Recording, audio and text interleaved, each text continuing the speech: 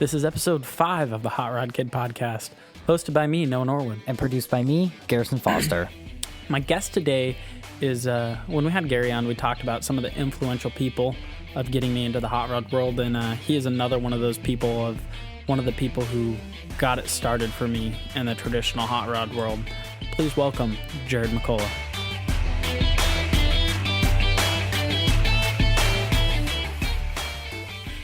We'll start right here. Jered, how are you? Good. How are you? Thanks for having me on. It's a pleasure. We got to have the influential people in my hot rod life. Come on. Yeah, I could say I had something to do with the beginning of your hot rod career. Mm-hmm. Who was it that started it for you? For me, hot rods. I would have to say my father-in-law, Gary Emery, but for me, in the car world, it was my father, Mm-hmm. my dad, Joe. He was a car guy. I grew up riding in a GTO, and my family always had old cool cars, 58 Chevy Impala convertibles, 1955 GMC pickups. That's what I rode around in as a kid. So yeah, I'd have to say it was my dad that got me hooked on cars, and my father-in-law hooked on traditional old hot rods. Just Gary Emery, for people who don't know, our first episode. Yeah, and that's how I got started. Came over and hung out with you and Gary, and you guys are the ones who got me started on, because I was the same way. My dad got me into cars, and I'd always been into cars, but you guys got the traditional hot rod. I worked with your dad, and Mm-hmm. I said, hey, this kid, does he like hot rods? And he says he sure does. And I came over, saw the Porsche compound and all the cars you guys have over there. Yep. Mm-hmm. And I talked to your dad, and I said, hey, is this kid weed whack? Because he can weed whack for hot rod parts. Yep. Still weed whacking to this day. Yeah, I wonder how many hours does that translate to for like a 39 trans? How many hours of weed whacking is that? Oh, man, it was a full weekend, a couple days. And all the bucking the hay, too. Yeah, That's a lot of summer. hay work. I don't think that my name's going to ever be taken off the bucking hay list. Mm-mm. No, when it's time to do hay before our camp out, you're always called. This is true. Well, what cars are you working on right now? Well, I have several I'm working on, but I'm working on my 29 Roadster and my wife's 30 pickup, her 1930 Ford flatbed. Oh, yeah, that's the gas ration sedan. Yeah, the gas ration sedan. Tell them about the gas ration sedan. Well, it was a hot rod my father-in-law's wanted to build for, 30, 40 years, and he's always had very, very close encounters with it, and I finally, got enough parts together to do it. So he's pretty pumped about that. Mm-hmm. So I'm following his lead on it. What he tells me how it will look, I will do it. So. Mm-hmm. Yeah, we found the flatbed for that at the swap meet, didn't we? Gramps did. Yeah. Gramps. It's kind of a unique thing because it's very short for a flatbed. Half-ton flatbed from back in the day. Mm-hmm. Not too easy. You can find the big ones. Yep. But the little guys are not everywhere. Yeah, and see, I think that was like probably the first real traditional hot rod that I saw was Renee's pickup. Because it had the flathead in there with Offenhauser heads. Yep. And I remember that was like the first thing that I really saw, and I was like, hot rods are so bitchin'. And you're like, you want to build one? Yeah. And then it's been all downhill from there. Yeah, it's been expensive and downhill from there, huh? Yep. And then Gramps started calling me the hot rod kid, and now we're here. Well, we took you to Bonneville for the first time, I don't know, what was that, 6-7 years ago? 2000... Well, it was going to be 2015 was going to be the first year, but remember that year was canceled because of the water? Oh, that's right. So 2016 was the first year I went. Yep. Yeah, and you've been every year since. Year. Well, except for 2018 was that's right. Basic training. You were off, which was a horrible mistake. I'm doing push-ups. No, that was a good thing. I remember for you to be I'm sitting here picking weeds out of the rocks, doing push-ups, and I look at my watch, and it's Bonneville time. It's August, and I'm like, what was I thinking? I'm out here doing push-ups and picking weeds. They're over in Bonneville drinking beer. I'm sitting here. I'm like, this is a horrible idea. Yeah. Didn't get any better, though. It just got cold and misery. That's true. Yeah. There's been some good times at Bonneville hanging out with the Harley boys. Oh, man. There's a lot of friends we've made at Bonneville. The Straughns, they're lifelong friends. Yep. Watching Danny Thompson, you know. Which is, Yep. probably can't see it in the video, but that's Danny Thompson right there. Yep. Renee, you know, has known Danny Thompson her whole life, and it was pretty special. Getting the body panels from him and everything. Yeah, it was pretty special for her to see him break the record. Yeah, that was super cool. And it just happened to be on my birthday, so it was even better. It also happened to be the year that I wasn't there. Yeah. Because that's my, like, once again, I'm like, what a horrible idea this was. Yeah. But yeah, the Harley boys, man. Yeah, they're some crazy parties pretty with cool the Harley guys. boys. Yeah. Yeah. They party hard. They get out on the salt like Monday. Yeah, maybe. Maybe. Well, they started up in the KOA quite often, you know, at about 2 a.m. Oh, yeah. Yeah. A lot of fun. They start getting into their stories, you know. Late nights at the Nugget. Yeah. Yeah, that's the thing. We wake up at like 7 a.m, head out to the salt, and then you're out at the Nugget till like midnight. Yeah, at least, yeah. Mm-hmm. For the first few nights when it's hopping, you know. Yeah, because like when you first get there, that's the best night of the Nugget. Friday night. Yep, Friday night, because everybody just got there. It's crazy the cars you see down there at the Nugget. Yep. Yeah, I haven't missed it for 10 years straight, so. Yeah, it's probably a lot different now, huh? Yeah, the attendance has been, you know, down the last few years, but the quality is still there. COVID was an interesting year though, because I was honestly surprised with how good it was. For that COVID year. I was thinking this wasn't going to be the best. Yeah, but it was actually pretty good. It was good, and that's honestly like the last real car event I can remember going to. Right. Since everything that's got exactly all shut right. down. Yeah, everything else was shut down, but Speed Week pressed on. It helped a lot though that, I mean, it's on a huge 30 square mile chunk of salt. Bigger, you know what I mean? You don't have everybody crammed into a. You can socially distance easily there. Yeah. Because you're like, oh, you're looking for so and so. Well, he's 4 miles that way. Right. Yeah. So were the porta potties. That's what I always found. There's no problem social distancing on the salt. The freaking porta potties out there, man. You gotta like take a half-mile walk. Well, and it looks so close because the salt is deceiving because it's so flat. You're like, oh, it's not too far away. Yeah, it's just right there. And then until you start walking, you know, in some of those years when the salt gets really sticky and it starts, you start getting taller as you're walking along. Yeah, your flip-flops get heavy. Yeah, exactly. Man, my flip-flops that I wear every year, they're getting, like, blown out. I'm on my second or third pair. Yeah, well, see, I was thinking about switching them, but I'm like, these have lasted every Bonneville trip, and it'd be almost sacrilegious to throw these things away. They're going to break in half soon, Exactly, exactly. That's one thing. Another thing that sucked is this year at Bonneville, or this last year, they shut down the pool. So you get back from... that was unfortunate. That was very unfortunate. That's the one thing we really look forward to is that pool at the KOA. Yeah, that's like your saving grace after a long it's day. It's 105 degrees out all day long, and you're like, all right, racing's over. Let's go back to KOA time. Let's go back to the pool, have a beer by the pool, and they're like, you can't use the pool. They drained it.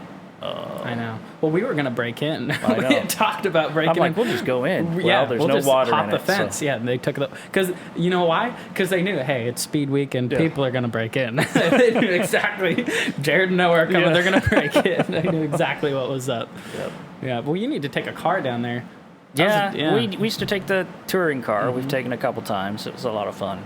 Gramps wants me to bring that thing over here and work on it for him. So get the spring going. The problem is the stock Model A running gear with the Steelies that he's trying to run on there. Yeah, it just doesn't work. You gotta have the right ones. Because he got those spacer plates, but then the spacer plates just didn't work with the bevel either. Yeah. So we got to convince him to put like a dropped axle in there, do some juice brakes. I don't think it'll take too much convincing. Yeah. Well, we'll be doing the work. Yeah.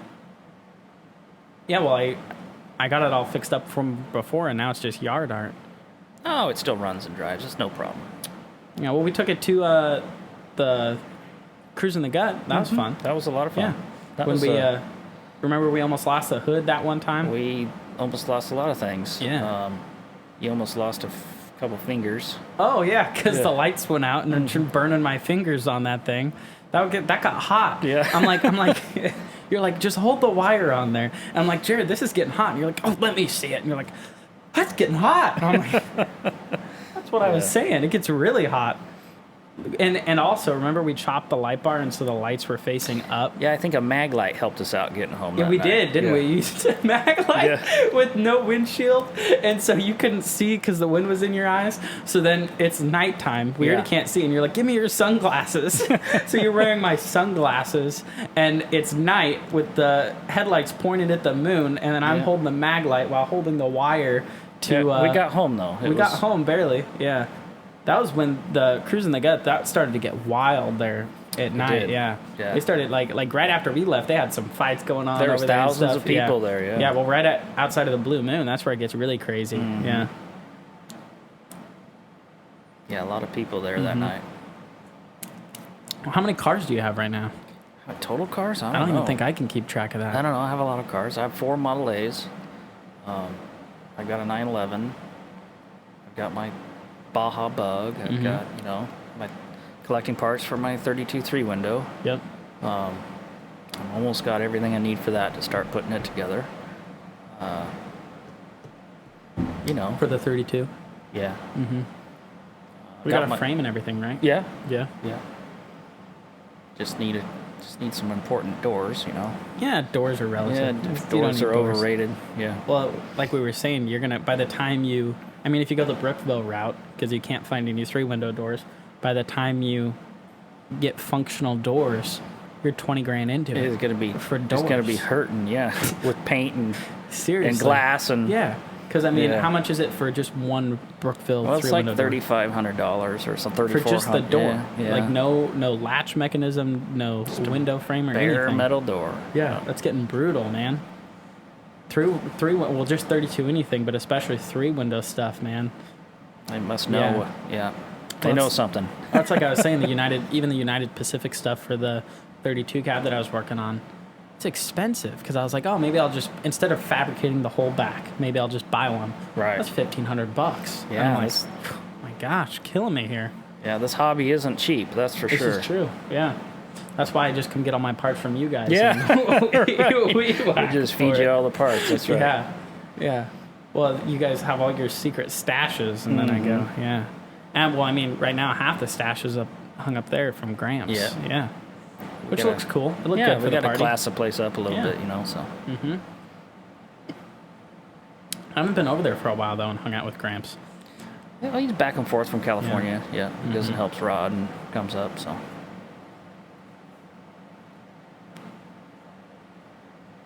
kind of cigar you got there? I don't remember. It's like a punch, I believe. Yeah. I don't even know. This is a. It keeps going out though. Paul Garmagine. Well, we got to get that little torch action on there. Yeah, this is the only way to do it.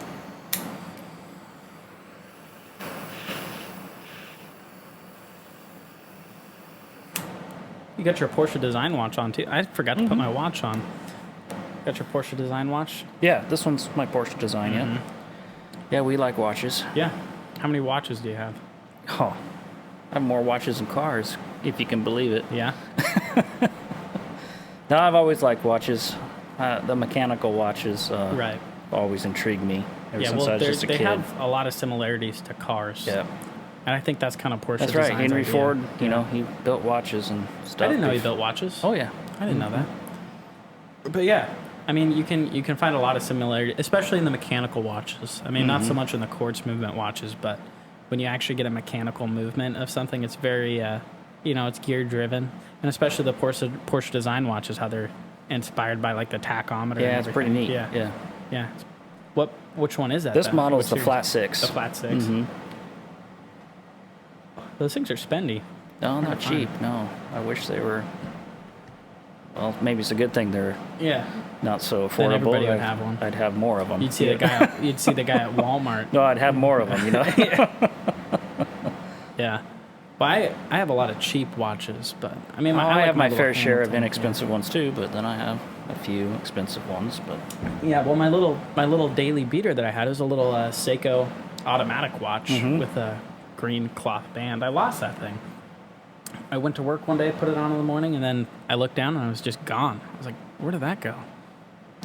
It's disappointing. That's no good losing a watch. That's a whole $70. Yeah. Amazon special, man. Amazon special's gone. I can't lose my... But that was a beater watch. That thing lasted through everything, including when we sprayed fuel all over. That's probably what was the straw that broke the camel's back. Well, that's what took out the strap, maybe. I think... After that, it still smelled so bad like gas. I'd get a little whiff of gas every once in a while. I'd be like, oh, it's the watch. Yeah, because so we were working on Fred's Volvo, the black one, right? Yeah. And so we think... Pressurize the fuel tank. Yeah, so we wanted to...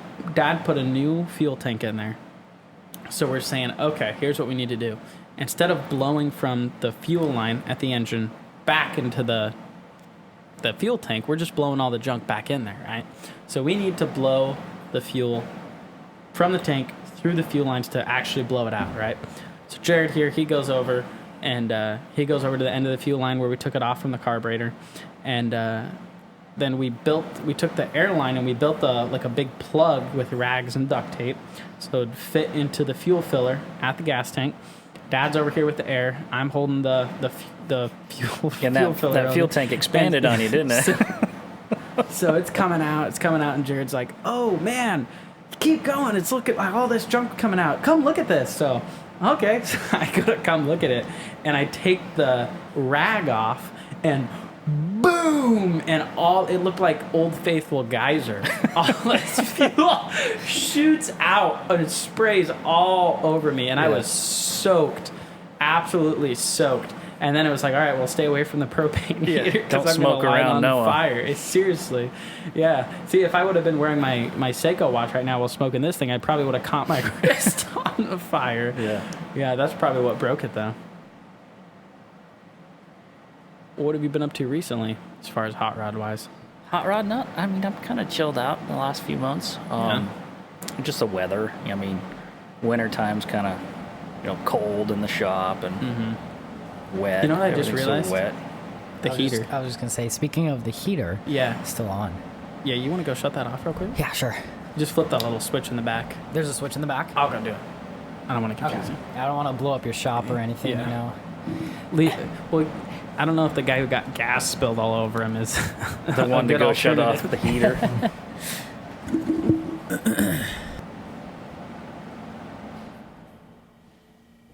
There we go. That'll sound a lot better. Do we have to start all over now? Nah. It'll be fine. Should be, at least.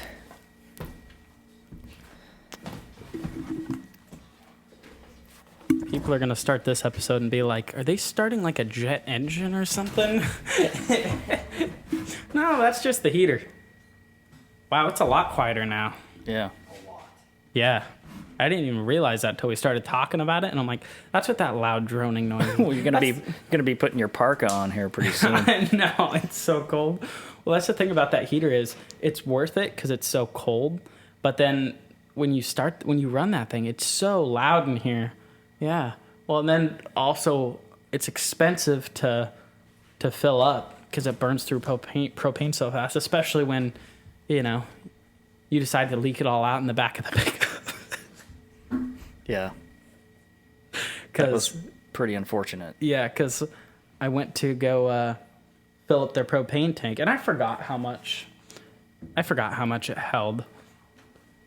But take it to the guy, and he puts 28 gallons in there. And I'm thinking, it must have been like 30 gallons or something, So we're driving back, my buddy John and I, and we start driving down, and I look in the rearview mirror on the passenger side, and I go, wow, Dad's truck is really making a lot of exhaust. Something seems to be on fire. I'm like, boy, these diesels in the wintertime, something's smoking. Yeah, so then I look in the rearview mirror, and I'm like, oh my God. So I throw the truck in park, and for some reason, my first reaction was, I need to honk the horn. And I don't know what made me do that, but I was scared. So I'm like, just to let everybody know what's going on. So John's like, you wanted an audience. Now all the neighbors know. Because as soon as I honk the horn, all the neighbors look over. So we're in the middle of Whiteson, redneck town, right? And all these people start coming out, and oh boy, that's no good right there. It's like, yeah, thank you. Thanks for the information. Okay, so we had to sit outside the truck for like half an hour while we watched $100 worth of propane leak out. Which I'm probably going to get a fine now. That could have been a major problem. Oh my God. Well, and after that, the whole side of my dad's truck was like frozen. Yeah. Oh my God, that was bad. I was just pissed I lost my $100 worth of propane. Yeah, that was no good. Well, the guy overfilled it though, which I probably missed in the story. It was a 25-gallon tank. Mm-hmm. And when Dad got it brand new, he put 23 gallons in it before the guy was like, won't hold any more than that. Well, that had a little bit left in it because you never truly get them empty. Right. And he put 28 gallons in it. So I believe that was the issue. Plus, it was like $1 more over at the AMD station. I just found that out recently. I'm getting all, oh my God, getting all ashy over here. But I think this Bonneville is going to be a good year, though, because we're going to get Dad's Roadster out there. Yeah. And we need to get one of your hot rods out there. Get my Roadster out there. I've been talking about it for years. Well, tell us about your Roadster. My Roadster or my wife's truck. They're both so close, you know. Tell us about the Roadster, like the whole setup you got on the Roadster. Oh, it's more of a Sportster, I call it. It's a 29 Sports Coupe that I have, turned into more of a Roadster than a coupe. Right. It's a little bit more room than your normal Roadster. Because it was a sports coupe before? Yeah. It started life out as a sports coupe. And it's got the solid post windshield. Yep, has a solid post windshield, bigger doors, you know. Yeah. I think I did it right where it looks good. I run a really old modified Model A quick change rear axle on it. Right now it has a small block Chevy in it with a 39 Ford gearbox with Zephyr gears in it. It's an earlier small block Chevy though, isn't it? Yeah, I think it's a 57 283. Okay, so see that's period. Yeah. For I'd rather have my flathead done for it, yeah. But so what isn't it the Chevy that you were telling me the way the valve cover bolts when they're angled? Yeah, 265 and early 283s had, the valve cover bolts weren't vertical, they're offset. And don't you have the original Chevy valve covers on? Oh, yes. Yeah, see, that's pretty period. It's not like you have some goofy Edelbrock, aftermarket stuff on there. It's from the day. It's date. It's date right, yeah. Yeah, see, and like small block Chevys are okay in my opinion, as long as you have a period setup. Yeah, and you have a 39. It's done right. You have a 39 trans in there, right? Mm-hmm. Yeah, the adapter. Yeah, weren't those the adapters that were made in Portland or Salem? Yes, I believe so. I can't remember. Mine's an Offenhauser adapter. Oh no. But they made Wilcox's. I don't know the exactly where that I'm made. Thinking of. Oh, you're thinking of the Flat-O-Matic. Yeah. The flathead to the T5. Yeah. Or the Flat-O-Matic made in Salem. And that was made in Salem, wasn't it? Yeah, and those are kind of rare. Yeah, I've got that. That's what Renee's truck runs. She's got an 8BA flathead. Yeah, you got a flathead set up in that one. To a C4, yeah. That was a pretty good deal that you did. What did you do to get that flathead again?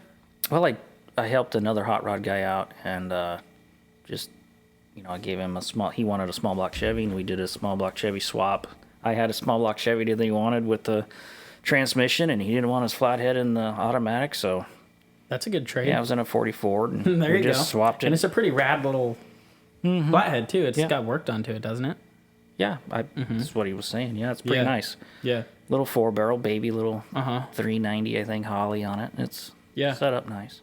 Yeah, well, it looks good in there. Yeah, and then you got the louvered hood for it too, don't you? Yep. Yeah. Yep. And what are you going to use the aluminum hood that you have for? I don't know yet. I'm just hanging on to it. I got that from a hot rod buddy several years ago, and it had leather straps, and it's just kind of neat. And is it set up for like a 32 or? Yeah, 30 to 32. It'll fit, so. Yeah, 28's changed a lot in the 28, 29, and then when they switched to 30, 31, they changed the size of the cowl quite a bit. Yep. Yeah, because you'll notice, especially with just how tall a 30, 31 grill shell is. Right. And that's what we've been talking about with Dad's Roadster as far as I personally like a 28-29 grill shell. That's but then once right. you get into the 30-31, then it starts getting really tall, but it still has the same styling as a Right. 28-29. Just tall Yeah. and skinny. Yeah. Well, and you put a 32 radiator on your, or 32 grill shell on your 31 Model A, didn't you? Yep. Yeah. Yep. And that looks really good. I'm not really fond of 30-31 grill shells. I really like a 32 one. Yeah. They just make it look better, I think. Did you match the paint on that one too? Not yet. It looks super close. Yeah. You almost can't even tell. Yeah, you can tell it's primer. I mean, if you look closely, you can tell, but especially from a distance, you can't even tell. Right. I think it's the orange wheels too. Yeah. Everybody's Everybody looking stares at at the orange still wheels. that, Yeah. Yeah. That thing though, I think if you dumped that and then just did a little hopped up four banger, I think that thing'd be awesome. Yeah, it's a nice little cruiser. Very clean. Yeah. That's the other thing. You do a lot of good wheeling and dealing because what did you trade? What did you trade for the Model A? That's just the part of. Oh, I actually bought that. Which Model A? The coupe? The coupe. Yeah, I know. I actually bought that car. Oh, you actually bought it? I thought you traded something for it. No, that was the Nova. Oh, the Nova. Okay, which is a sweet Nova. Mm-hmm. Yeah, but yeah, what were you saying? It's part of the.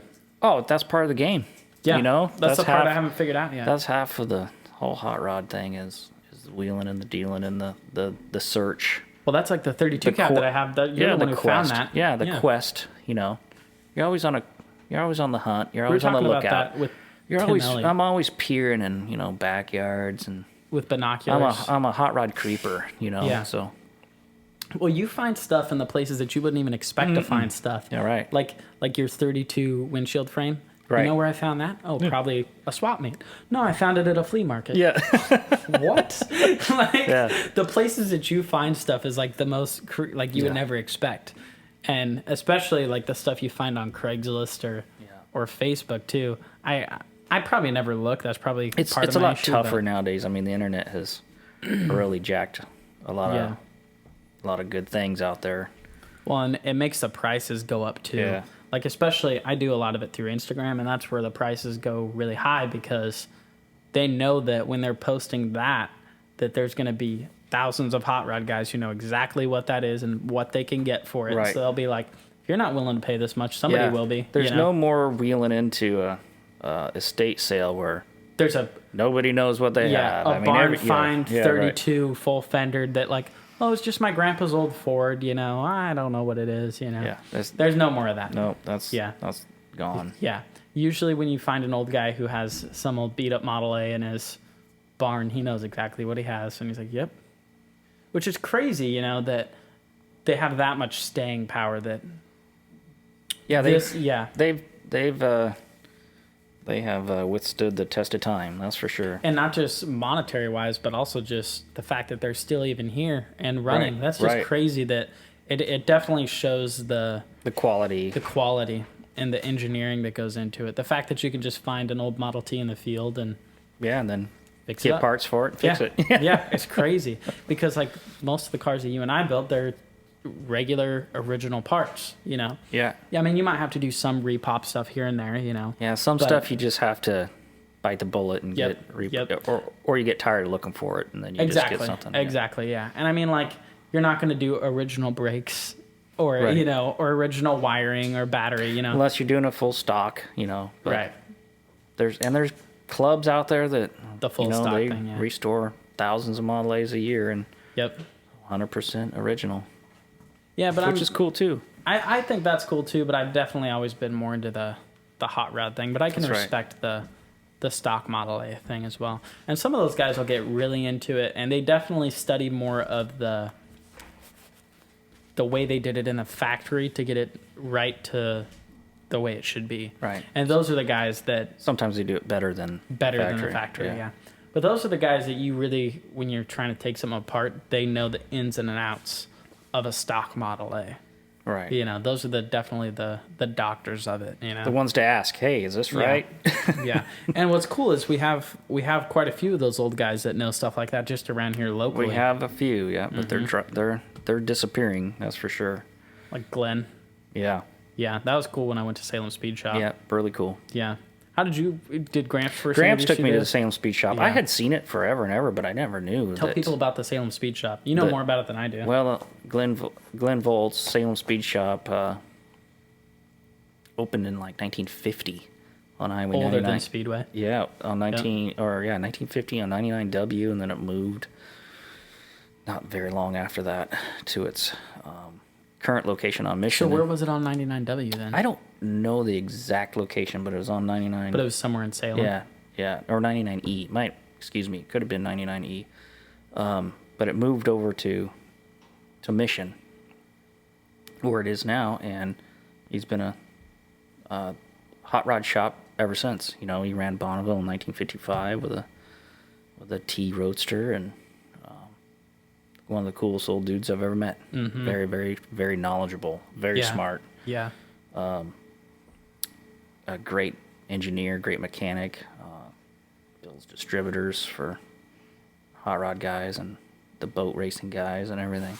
Yeah, and I mean, all of his machinery that he has in there too is just amazing. From like World War II. World War II. There was a piece of machinery in there that I saw, and it was one of the original World War II ones, and it was from. It had like 3 hours on it, I think. Yeah, he has the hour count. An Arden. From like, an Arden. Yeah, just sitting there. Sitting there. Yeah, and then he's got his floor is higher in the parts room than in the shop, and you're like, oh well, why is that?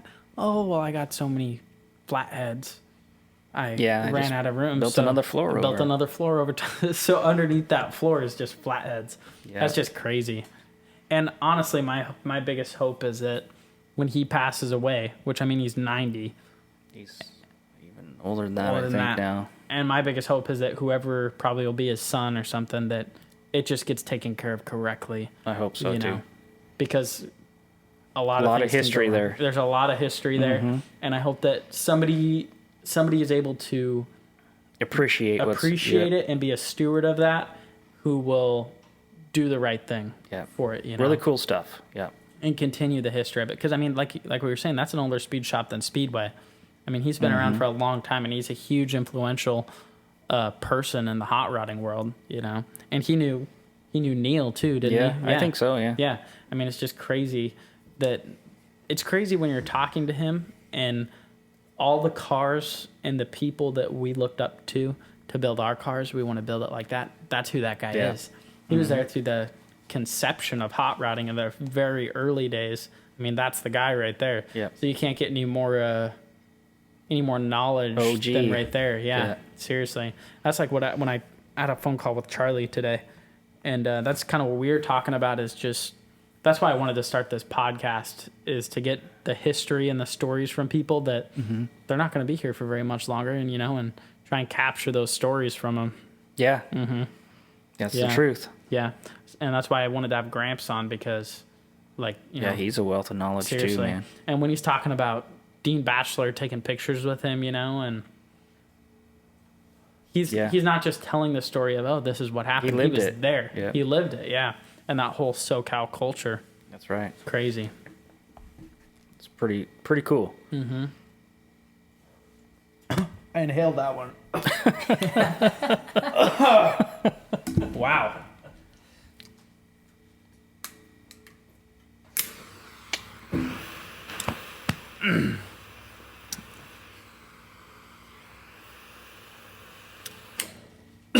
That's going to take a little bit to recover from. Just a little bit. That's why we edit, right? Yeah. I might leave that one in. I don't know. This is a raw podcast. And the Tim Elliott episode, I'm like, hey, I got to go pee. Oh, did you interview Tim? Yep. Yeah, so we've had first episode, we had Gary, then we had Russ Heath, and then this third one, which will be coming out. We had the gentleman from Salem, right? Who? With the coupe. Oh, yeah. Travis. He's the third one. Yeah. Yep, and then episode 4 was Tim, and then it's you. And then next week we have Scott Hinchcliffe on. Oh, cool. Yeah. And you guys are good buddies. You have a lot of stories. I graduated high school with Scott. Tell some Scott Hinchcliffe stories so we can get he's been a hot rodder probably longer than I have, that's for sure. Yeah. He had a bitch in Ford Fairlane. Did you graduate together, or were you a different class? Okay. No, same class. Mm-hmm. He had a really bitch in Ford Fairlane in high school, man, 66, and it was a badass car. Yeah. Yep. Yeah, well, you guys probably got some wild story. I mean, I'm not going to go into those stories now. That's confidential. Hey, maybe Scott will. Yeah. I'll tell Scott. I'll say, all right, Scott, bring out all the dirt on Jered. Let's get into the good Scott Hinchcliffe and Jered stories. Yeah. So you guys are just rambunctious little teenagers running around and we were. And stuff. It was really cool. Yeah. What kind of cars did you have in high school in that time? Well, I just drove I had a 68 Ford F250, 1968 Ford, old farm truck, and turquoise and white, and then I had a Chevy Silverado 4-wheel drive. Yeah. Isn't that the one that you parked in front of the principal's? Yeah, I did that. Yeah, got in trouble for that. Well, I kind of took some inspiration for that for my senior prank, because we parked my buddy's Jeep in front of the doors of the school so nobody could get in. And I remember it didn't have any headlights. And so my buddy who had just gotten this is our senior night, right? My buddy who had just gotten a motorcycle, just got his license, just got the motorcycle. We're like, you be our headlights. This night, it's 10 or 11. You be our headlights while we drive around to the school to go, park it in front of the doors. So we see these headlights coming into the driveway, and we're like, right on, man. That's another car joining the party. Boom, police lights. And we're like, oh no. And my buddy's like, this thing's not registered. It has no insurance. I have no headlights. I'm like, just chill out, man. Just chill out. So I stand up and I'm like, hey, how's it going? He's like, Noah, is that you in there? I'm like, yep. He's like, what are you doing? I was like, oh, we were just going to go park the Jeep in front of the school doors as a senior prank. He's like, all right, I'll see you guys. Turns his lights off and heads off. And I was like, we're good to go. That's cool. Yeah.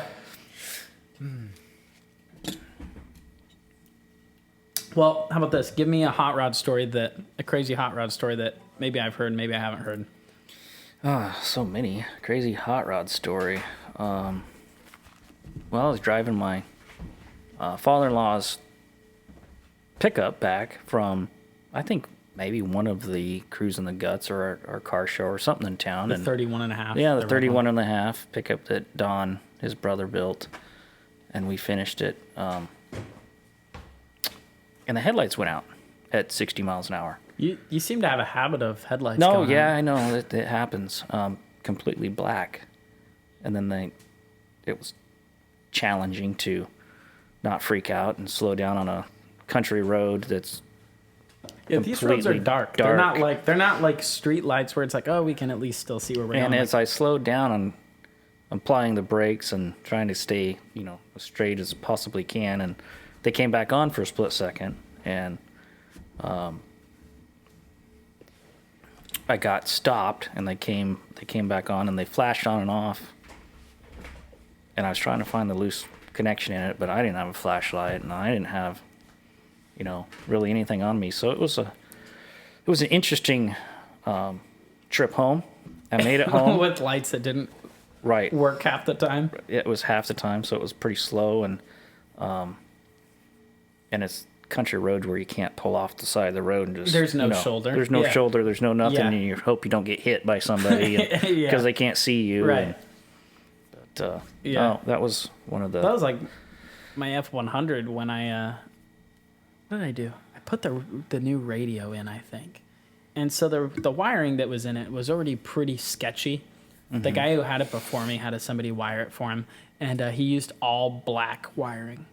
Oh, everything? Everything. That's awesome. Great. So positive, negative, that one, this one, black. So imagine trying to trace those wires, right? Black. Whoa, black. What's ground? What's this? Yeah, exactly. And also what it was is that there was a lot of loose connections and about, so you'd have one black wire, but it was 10 splices in that black wire. So just the moving of the wires when I took it out for a drive, it was 10 o'clock at night, and I'm driving through Amity, and all of a sudden I hit a bump, and it looked like somebody struck an arc with a welder underneath my dash. And at first I just saw a blue light, and I was like, that's good. It's weird. Yeah. Seeing things. Had another little bump. And it just sounds like arcs and just smoke starts coming up, So I shut the whole truck off. I'm like, oh my God. And once again, another cop pulls up. He lights me up. And he's like, what? He knew me. He's like, what's going on, Noah? And I'm like, well, my truck's trying to catch on fire. And he's like, well, this is a really cool truck. I'm like, well, when it doesn't try to catch on fire, well, some wires had gotten loose and it just shorted out, you know. And so I don't know what happened, but it was a self-solving problem because I haven't rewired it. it's still fine. Occasionally I'll still have some issues, you know, like a gauge just won't work and, you know, it'll come back when the wires feel like connecting. When they feel like it, yeah. I need to have Scott Campbell come out and rewire it or teach me how to rewire it. Yeah, Scott's a good one for wiring. I bought the whole wiring harness. I just don't know if I can do wiring. I mean, I know I can do wiring, but... It's tedious. It's very tedious, and it takes a lot of time, and Scott's, like, really good. He takes his time. He likes it. Yeah. He was talking to me about how some of the wiring he does where he ties it with cloth and, you know, he gets serious about it. And also... He's very particular about the types of connections you use. And he also was telling me he doesn't like soldering because soldering is hard and it breaks. So what he prefers to do is crimp connection with shrink wrap, heat shrink is what he said he prefers, is that type of deal. And then also the type of wiring loom, which we got some wiring loom from you. Yeah. That's really good. The only problem is it's tiny little wiring some loom. was small, some was, Yeah. Well, the stuff you gave my dad was like quarter inch. Oh, yeah. Trying to get his whole wiring harness through there. Just put a little grease on it. It's really quality wiring loom. And the other thing is that's not the split type, right? Right. So, I mean, you're just... It's the old stuff, the braided. Yeah, you're just trying to jam all these wires. He spent so long on there trying to get... And finally, he's like, it's not happening. There's just too much wires here. It'll work for like 2 wires maybe, which it looks really good. It's like Model A stuff. Yeah, old. Because Model A's don't have a whole lot of wiring. Yeah. Scott was telling me when I was talking about my Roadster, he's like, this thing will be so easy to wire. Because all 8 circuits, you know? what do I have going on there? I mean, you got the motor you got to wire, and then you got 2 or 3 gauges, that's it, headlights, and you're good to go. Yep. I mean, some of those, you don't even have to wire a starter in there, you know? A lot of those guys are running the crank front for the Model Ts. Starters are nice, you know? It's a nice option. We need to get Dad a crank for his Model. Yeah, there we go. Take the starter out and say, sorry, you got to... Crank this thing. That's a pretty good little starter in there. Part of the exercise program. Yeah. But... Maybe we need to convert them to 12 volt though, because for sure, if you don't get the thing, which I mean it starts very well. It's dark around here. It's nice to have nice lights. But if you don't get that thing started within the first few cranks, you're done. You know, at least it's easy to push start and pop start. Yeah. I mean, heck, even those flatheads are the V8s are light. easy to pop start. Like we did it. Remember the one time at the Nugget with that kid who had the little 29 Roadster and we had to push him? He didn't even have a starter. Right. Yeah. He just pushed that thing. Yeah. Or not he. We. He found people. That's the kid who had it figured out. Yeah. He just recruited some people like, hey, will you push start this for me? Yeah. I think he came by the Nugget too, didn't he? Yeah, he was at the Nugget. So see, this little dude, we push start him at the Nugget. All right, see ya. And then he shows up at our campsite and somehow we're already home and we end up push starting him there too. Just happens, yeah. Yeah. How long? Well, probably started now. What are we? 43 minutes? Yeah, 44. Well, Jered, it's been good talking with you. Awesome. Thank you for having me on. Oh, absolutely. We'll have you on again sometime. For sure. Yeah, maybe we'll have like you and Gramps on sometime. Yeah, that'd be great. We're looking into getting a third or a fourth mic actually, because Garrison has a mic over there. That way we can have like 2 guests on. You know. Yeah, that'd be awesome. Yeah, have like more of a conversational thing. That'd be perfect. That'd be really fun. Awesome. Thank you, guys. Is this episode 5 now? Yeah, already. Right on. This was great. Thanks, Garrison. Good time. Yeah. Jered. Garrison's been slaying it over here with our recording and video stuff. Yeah. All right. Thanks. Right on. Peace.